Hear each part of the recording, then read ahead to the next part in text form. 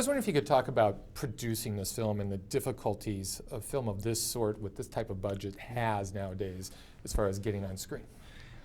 It's tricky making dramas these days. It's tough to get the studios to take them on. There's so many other things they can make that make them more money.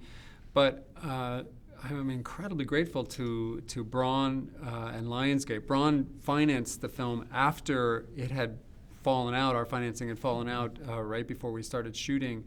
And Aaron Gilbert at Braun just saw it as something really important. It's almost like he acknowledged that it was a much greater risk than usual, but he just said, I'll cash flow it and maybe we'll find another studio. Hopefully we'll find it. Within 72 hours, Lionsgate jumped in too.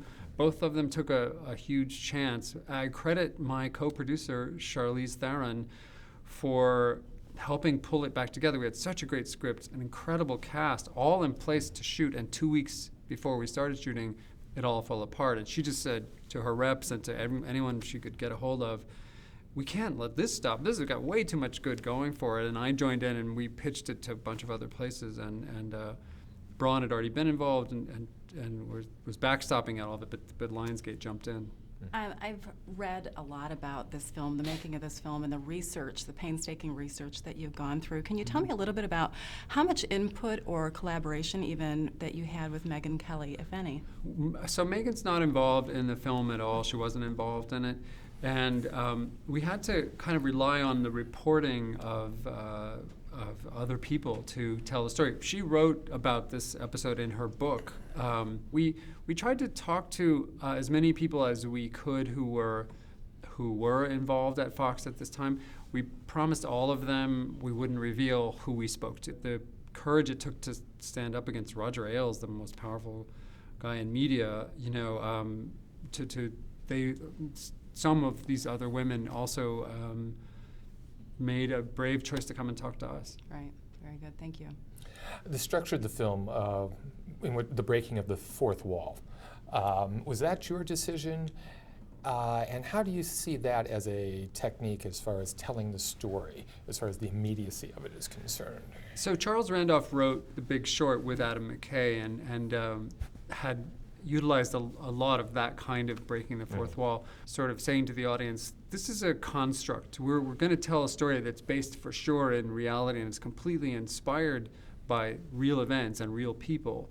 But we're also talking to you and asking you to participate in this as an interpretation of it, not a recreation, not a documentary, not something that is historical. It's a 2-hour story about a year-long thing with a few characters portraying, so representing hundreds of characters.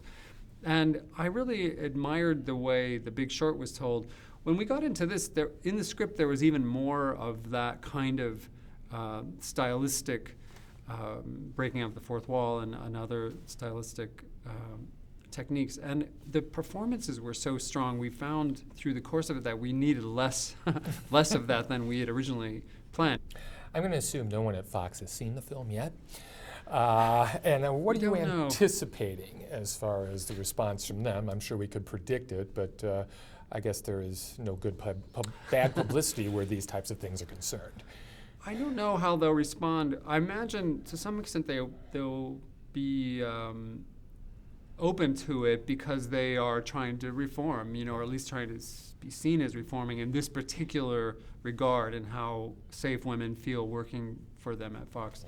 And I suppose that kind of spirit of Roger hasn't been exercised out of the entire network.